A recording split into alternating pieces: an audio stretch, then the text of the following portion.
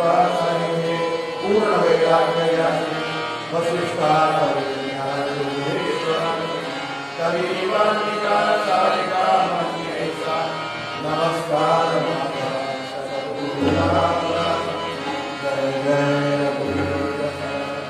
साक्षात प्रभाकरुणं समविघ्नकान्ति दोषारते परिवर्षत पूर्ण शांति दो नामदेव परिकीर्तनीयं दधाना या वासुदेव गुरुना नमितो मया सद्गुरुनाथ महाराज जय जय रघुवीर नमः पार्वती पते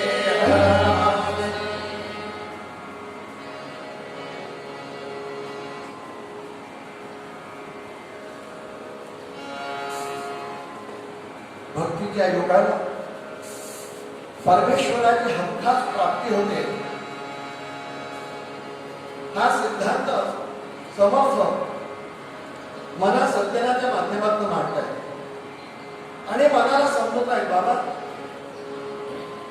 इकड तिकडच्या कुठल्याही गोष्टीकडे लक्ष न देता भक्ती पंथे तिजावे अशी सूत्र आपण पाहतो. नारदांनी भक्तिसूत्रांच्या माध्यमातून ती भक्तीची व्याख्या अधिक स्पष्ट केलेली आहे. पण ती भक्ती प्राप्त झाल्यानंतर काय होतं आपण पाहतो. यत्प्राप्य न किंचित वांछति न शोचति न द्वेष्टि न रमते नोत्साही भवति. आपण पाहिलं दोन गोष्टी काय. यत् प्राप्य न किंचित वांछति त्याला भक्ती प्राप्त होते तो काही अपेक्षा भगवंताकडून ठेवत नाही. आपण पाहिलं मनी मानसी दुःखारो मना सर्वथा दुःखचिंता विषय पाहिला. पुढे वाढवत असताना न द्वेष्टी कुठल्याही प्रकारचा त्या भक्ताच्या मनामध्ये द्वेष नसतो कुठल्याही प्रकारचा आणि कोणाच्याही प्रती नसतो. तुम्ही म्हणाले याला कारण काय. भक्ती एकदा सिद्ध झाली प्राप्त झाली की तो परमात्मा चराचरामध्ये भरलाय सर्वच ठिकाणी भरलाय समोरच्याने तोच भरलाय म्हटल्यानंतर त्याच्याशी द्वेष करणं समोरच्याशी द्वेष करणं म्हणजे आपल्या भगवंताशी द्वेष करणं असा त्याचा अर्थ आहे. जय जय म्हणून कुठल्याही बाबतीत आपण म्हणतो ना महावी दिशा नाही द्वेष नसा असं सांगितलंय. स्वप्ना सुद्धा कोणाच्या प्रती क्षणभराला सुद्धा कधी द्वेष नसावा तिथपर्यंत अपेक्षा आहे.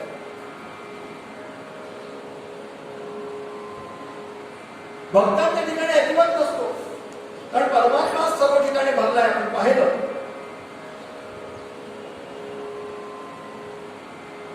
प्रल्हादांची गंमत आहे.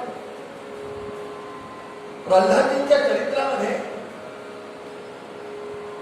ज्यावेळी भगवान नरसिंह प्रगट झाले तत्पूर्वी या हिरण्यकश्यपूने काय केलं. तांत्रिक प्रयोग करून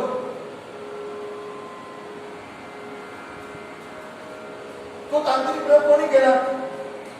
त्यांची जी दैत्यांची गुरु असतात दैत्य गुरु शुक्राचार्य त्या शुक्राचार्यांचा मुलगा षंडामार्क त्याचं नाव. त्या षंडामार्काने तांत्रिक प्रयोग करून प्रल्हादाला मारण्यासाठी जे प्रयत्न झाले त्यामधला एक प्रयत्न हा होता. तांत्रिक प्रयोग करून कृत्या नावाचे एक राक्षसी उत्पन्न केले आणि त्या कृत्येच्या माध्यमातून प्रल्हादजींचा वध करावा अशी त्यांची कल्पना होती. पण भगवंताने सुदर्शन चक्र पाठवलं. कृत्येचा वध झाला. कृत्या मारली गेली आणि षंडामार्कही मारले गेले. षंडामार्कांनी त्या सुदर्शन चक्राने वध केला. झालं इथपर्यंत ठीक आहे. दोघेही मेले जे प्रल्हादजींना मारून राहत होते. भगवान नरसिंह प्रकट झाले. प्रल्हाद मान मी तुझ्यावर प्रसन्न आहे प्रल्हादीने काय मागणं मागावं? देवा, जर तुम्ही माझ्यावर खरोखर बसत नसाल तर मला एकच द्या. काय द्या? ही जी कृत्यागी मारली गेली माझ्यामुळे, हिला जीवित करा. आणि दुसरं म्हणजे शुक्राचार्याचे चिरंजीव षंडावर, हे दोघेही माझ्यामुळे गेले म्हणून दोघांना जिवंत करा. जय जय का माझ्यामुळे गेले. ज्यांचा जन्मच प्रल्हादीने समाप्त करण्यासाठी झाला, पण मनामध्ये कुठल्याही प्रकारची विद्वेष भावना नाही, द्वेष भावना नाही, म्हणून त्यांनी सांगितले ह्यांना जिवंत करा. किती मोठी गोष्ट. मग हा द्वेष कसा असतो? एखादं लाकूड असतं, लाकूड, त्याला अग्नी लागली, आता पावसाळ्याच्या दिवसात तर काही जळायचं कामच नाही. मग ती लाकूड, छोटी लाकडी काठी अशी जळत राहते, धूर करत राहते. तद्वत मनामध्ये असणारा द्वेष रूपी लाकूड मनाला ती चाळत राहत. पण ज्याच्याबद्दल आपल्या मनात द्वेष आहे, त्याला याची कल्पना असते नसते हा नंतर झाला. पण त्याच्यापेक्षा तुमचं मन भगवंताला सोडून त्याच्या ठिकाणी जातं. जय जय तुमचं मन काय होतं? जे भगवंताच्या चरणी लागायला पाहिजे ते सोडून आपण त्याचा द्वेष करतो, त्याचं चिंतन सुरू करतो. म्हणजे लाकडाप्रमाणे जळतच राहतं. म्हणून प्रल्हादीचं एक सर्वोत्कृष्ट उदाहरण आहे की द्वेषच नाही.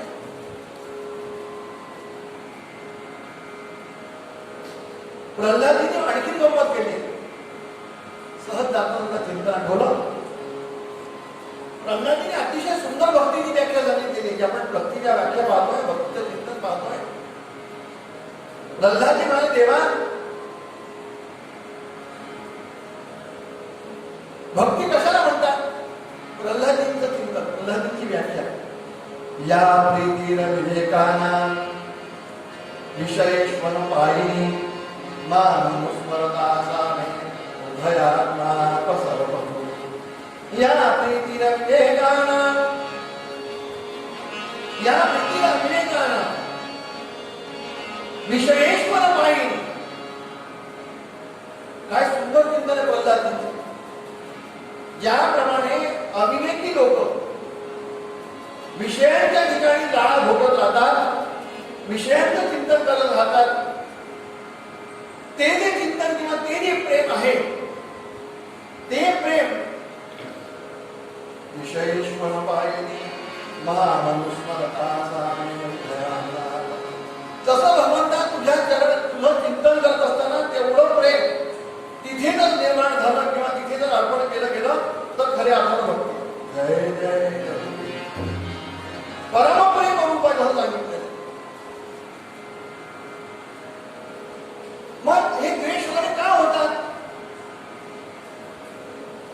आपण पाहतो न शोचती यत्प्राप्यन रुचिर वांछति, न शोचती न द्वेष्टी न रमते न उत्साही. याला कारण समर्थाने सुंदर दिलंय. जसं परमप्रेम आहे तसं समर्थांनी इथे एक शब्द वापरलाय. काय? परम कठीण देही देह बुद्धी गळेना. परम शब्द प्रेमाच्या ठिकाणी जसं भक्तीमध्ये वापरला गेला तसं देहबुद्धी कशी असते? परम कठीण देही. समर्थांनी इथे परम शब्द वापरला. फार कठीण आहे ती देहबुद्धी. म्हणजे काय? मी हा जो आहे ना, आहे म्हणजे तुम्ही खूप सुंदर विनोद करतात. यू म्हणजे प्रकाश आणि आय म्हणजे SIN केलं की काय होतं? SIN झालं की पाप, आणि SISUN केलं की सन. जय जय म्हणजे प्रकाश. यू जिथे आला म्हणजे तुझ्याकडे जर बोट दाखवलं की प्रकाश आहे, दुसऱ्याकडे पाहिलं की प्रकाश, आणि स्वतःचा आहे तर आपण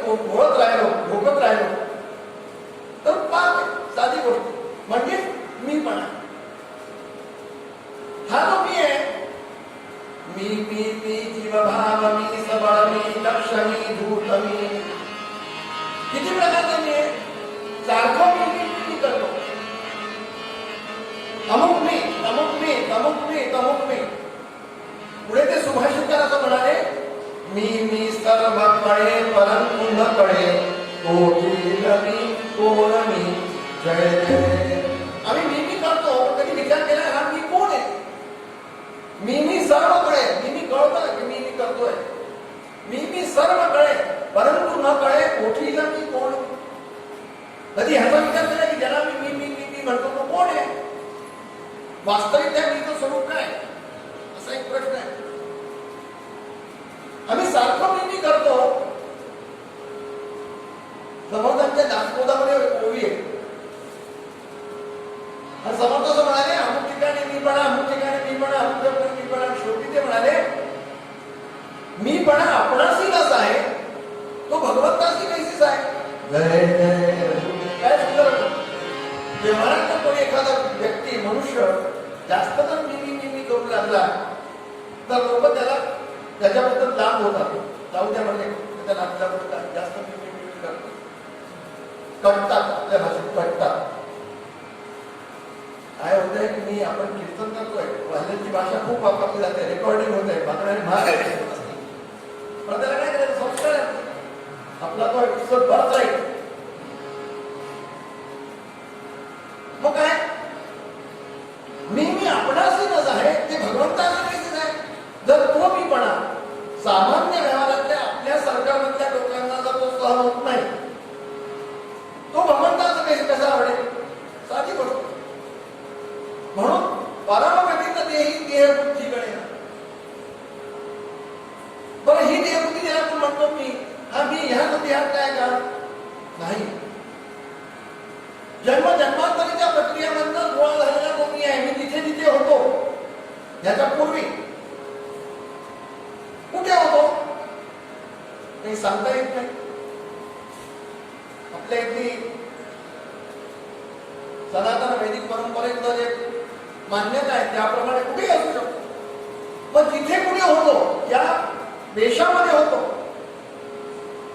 घोडा असेल, गाढव असेल, कुत्रा असेल, मांजर असेल, माकड असेल, जे काही असेल त्या ठिकाणचा सुद्धा प्रत्येकाचा मी असतो. प्रत्येक जीवाचा आपला मी आहे. तो जो गुरवतो म्हणजे काय करतो? तो जो गुरवतो त्याच्याशी आपण लांब राहतो. याचं कारण काय?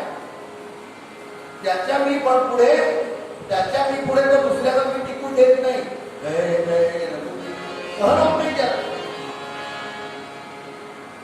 याचा अर्थ असा की तिथे सुद्धा आमचा मी आहे.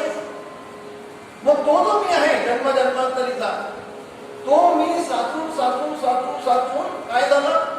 परम कठीण ते देहबुद्धीच्या रूपानं ती आत्मसात झालेली आहे. नवे जन्म येता बरोबर आपण जन्माला आलो बरोबरच ती घेऊन गाठोडं घेऊन करायचं. ते काही केलं जात नाही. त्याला एकच उपाय काय? साधना करणे, भक्ती करणे आणि काय करणे? विवेके देहे बुद्धी सोडून जावी आणि विवेही पडे. विवेकी क्रिया आपुली पालटावी. विवेकाचा उपयोग करणं, विवेकाचा सहारा घेणं आणि त्या देहबुद्धीला हळूहळू कमी करणं, बघत राहणं. म्हणून त्याला कसा उपाय खूप छान असतो, प्रॅक्टिकल उपाय असतो. एक डायरी मेंटेन करायची. मी फक्त कीर्तनातच सांगतो, मी काही करत नाही. पण आपली डायरी मेंटेन करावी साधनेच्या भूमिकेतनं. म्हणजे सकाळपासून संध्याकाळपर्यंत आपण बघावं की नेमकं काय घडलं. आपल्यापासून कोणाला त्रास झाला का? कोणी त्रास दिला का? तुम्ही म्हणा त्याला कधी कधी असंही होतं ना, तुम्ही म्हणता द्वेष करू नका, द्वेष करू नका, द्वेष करू नका. पण समाजामध्ये काही मंडळी अशी असतात, सोसायटी म्हटलं की सगळा प्रकार आहे, ते आपल्याला उपसर्ग देतात, त्रास देतात. पण आपण द्वेष करायचा नाही का? त्यांचं कर्तव्य त्यांनी करायला पाहिजे. हे त्यांचं कर्तव्य त्यांनी ठरवावं. आचरण करतो आहोत, कोणासाठी सगळं हे चाललेलं आहे? जी खऱ्या अर्थानं खरोखर भगवंताची भक्ती आपण करू चाहतोय, आपल्याला अपेक्षा आहे की आपण हे सगळं करतो आणि काहीतरी आपल्याला फलप्राप्ती व्हावी म्हणून. मग त्यांनी काय करायला पाहिजे? त्याच्यासाठी सुद्धा समर्थांनी उत्साह आहे, आपल्याला उपाय दिला. देशामध्ये समर्थ नाही बोलले का? समर्थ छोटे छोट्या शब्दांमध्ये खूप बोललेले. मध्ये पंचले सांडली स्वारली ब्रह्मची गणाई मत्सराबद्दल बोलले.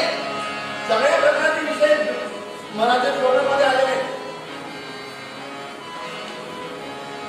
मत्सर हा कोणाला अपेक्षित नाही. मग नेमकं द्वेष नाही करायचं का? काय करायला पाहिजे?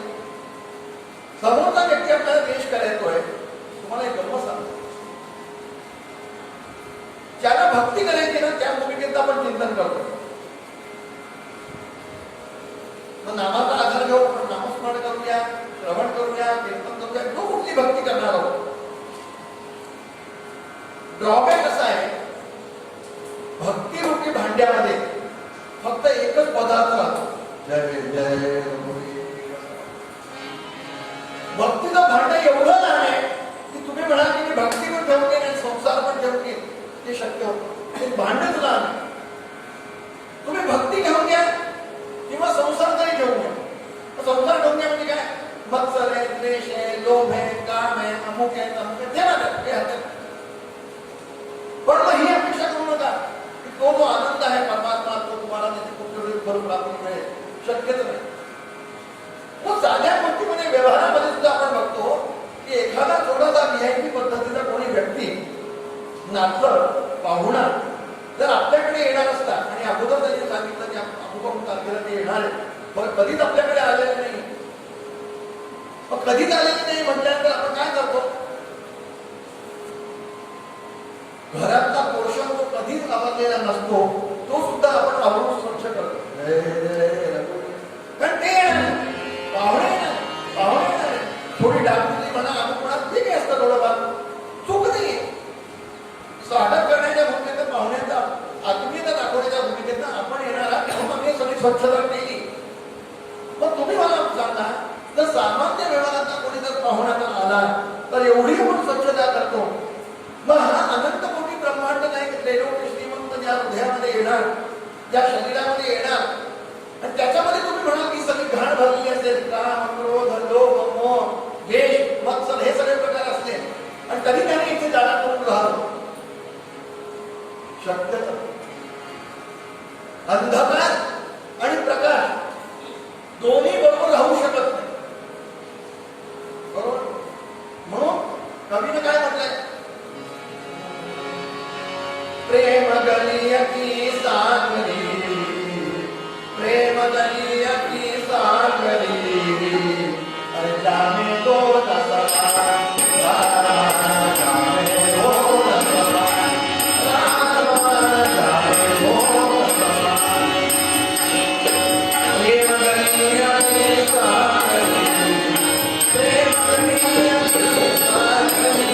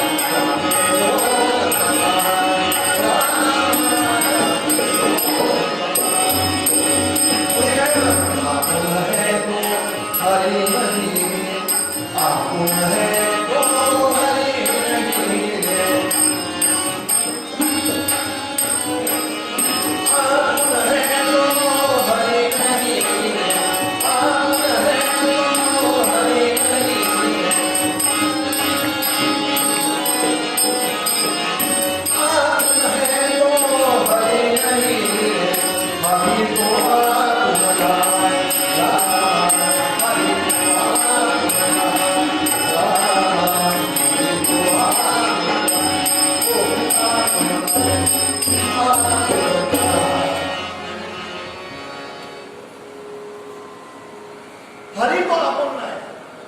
प्रेम गली अति सागरी, ज्यामे दोन सम आहे. भक्ती रूपी भांड्यामध्ये एकच गोष्ट राहू शकते. आपण है तो हरी नाही और हरी तो आपण नाही. संसार ठेवतोय किंवा हरीला ठेवतोय. दोन गोष्टी राहू शकत नाही, अंधकार नाही किंवा प्रकाश नाही. एकदा रात्र म्हणे ब्रह्मदेवाकडे गेली. का ब्रह्मदेवा ब्रह्मदेवा ब्रह्मदेवा सांगताना मला मोठी लाज वाटते. म्हणाल सांग ना बाई काय झालं. अरे म्हणाले सूर्य हा मला एकसारखा पाठलाग करतो. मी स्त्री तिथं माझी काही मर्यादा आहे आणि एकसारखा पाठलाग करतो.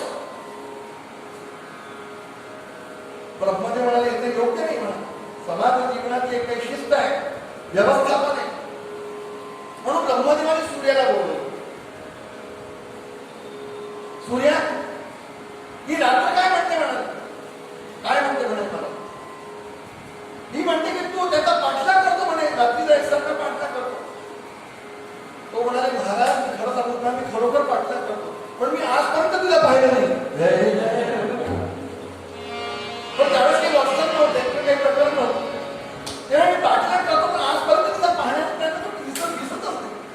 कसं गंमत आहे की जिथे सूर्य असेल तिथे अंधारात काय काम आहे. भक्ती ज्याला करायची आहे त्याला द्वेष मत्सर ह्या गोष्टी अपेक्षितच नाही. कारण तुमचं मन लक्षात घ्या, तुम्हाला खंडन करा. भक्ती ही मनानेच होते. परमप्रेम म्हणजे 100% मन हे भगवंताला अपेक्षित आहे. मग आपण जर विद्वेष करू म्हणा, द्वेष करू म्हटल्यानंतर त्या व्यक्तीचं त्याचं चिंतन होईल, भगवंताकडे मन राहणार नाही. म्हणून द्वेष करायचा नाही. मग काय करायचं. मोत्साही भवती यत् प्राप्यं न किंचित् वांछति न शोचति न द्वेष्टि मोत्साही भवति. न रमते मध्ये आले, न रमते. रमते म्हणजे तो आसक्त नसल्यामुळे कोणामध्ये रमत नाही. तुम्ही म्हणा आपलं कर्तव्य नाही, कर्तव्य अगदी चोख पार पडायचे, पण त्याच्यामध्ये लिप्तता लावायची काय काम. त्याच्यात इन्व्हॉल्व होता कामा नये. कर्तव्य कर्माच्या रूपानं भगवंताची सेवा आहे, भगवंताचा अनुसंधान करून आपण सगळं करायला पाहिजे. पण न रमते, रमलं नाही पाहिजे.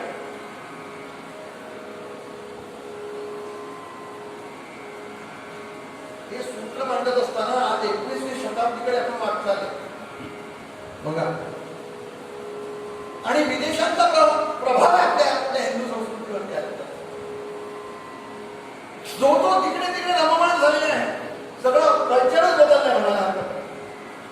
वेस्टर्न कल्चर ही सगळं रममाणच आहे. नो रमते आणि इथे सगळं रममाण आहे. नको त्या कुठल्या गोष्टीमध्ये रममाण.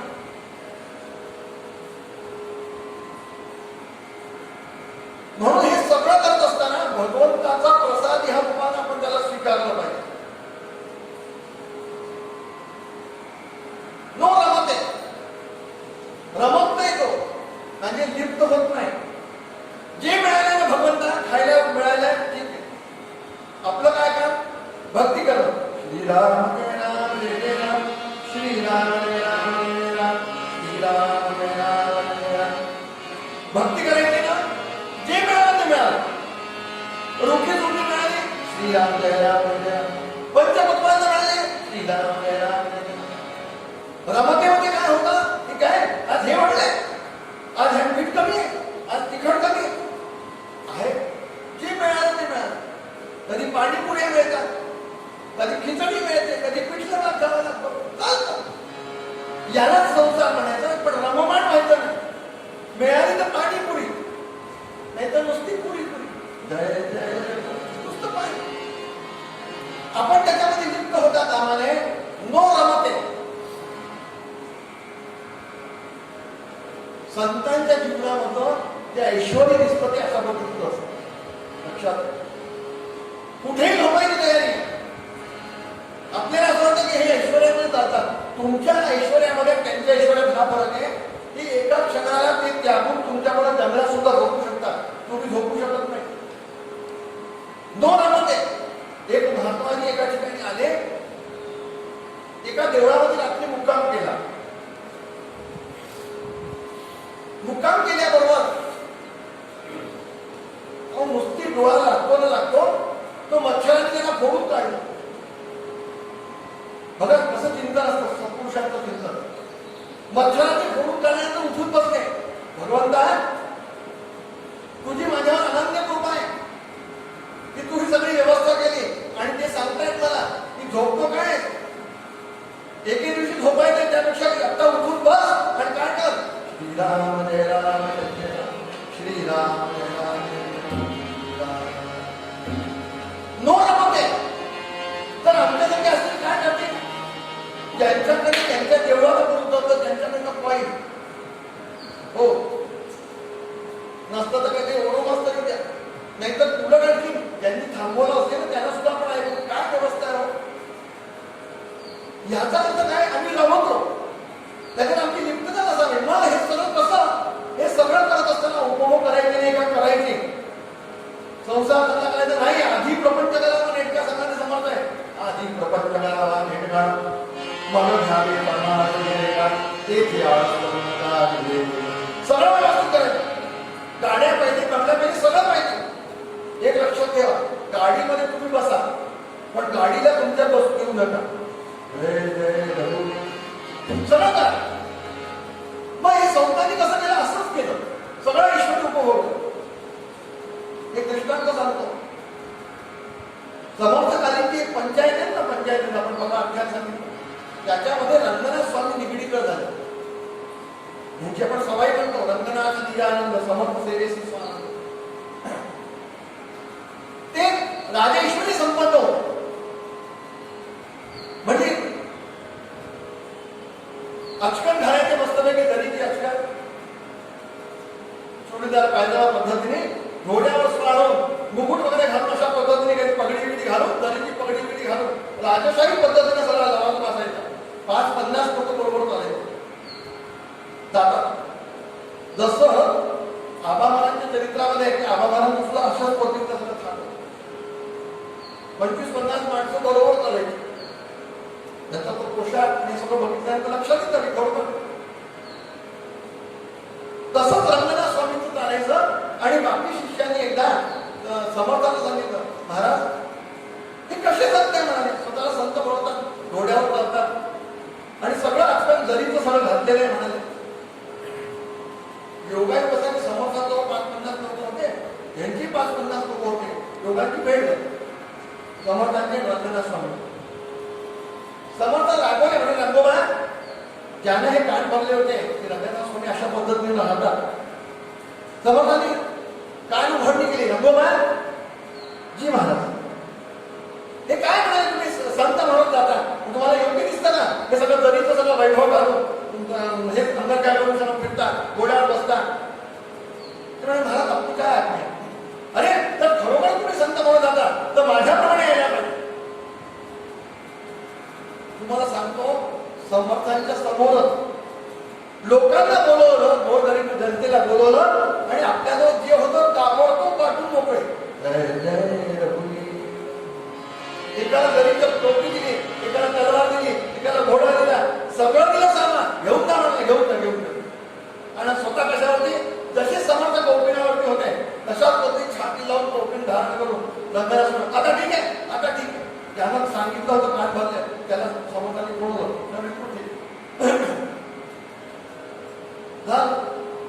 बरोबर निघाले.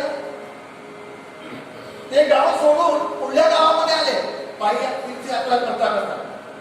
आणि गंमत अशी की भोजनाची वेळ झाली माध्यान्हाची, म्हणून भोजनाचा प्रबंध करण्यासाठी हे लोक गावाच्या बाहेर वेशीवरती झाडाखाली थांबलेले, मुक्काम केलेला आहे आणि व्यवस्था झालेली आहे. भगवंताला नेहमी आठवणं हे करणं. तेवढ्यामध्ये एक कोणतरी सावकार बरोबर घोडा, जरीची सगळे कपडे, पोशाख, पगडी पिगडी अमुक सर्व, म्हणजे गमती समाजात जे जे ह्यांनी थोड्या वेळ पूर्वी एका गावामध्ये सगळं वाटलं होतं ते सगळं सगळं घेऊन तुमच्यावरती घोड्यावरती घेऊन तो आला. महाराज महाराज महाराज रंगनाथ स्वामी काय झालं, म्हणाले महाराज मी आपल्या तिकडे चाललो. का म्हणाले, महाराज माझ्या मनामध्ये काही संकल्प होता, तो संकल्पाची पूर्ती झाली म्हणून मी नवस केला होता. जर संकल्पाची पूर्ती झाली तर मी हे सगळं आपल्याला अर्पण करेन.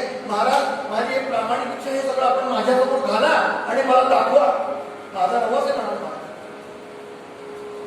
रंगनाथ स्वामींनी सगळं ते पाहिलं आणि समर्थांकडे बघितलं.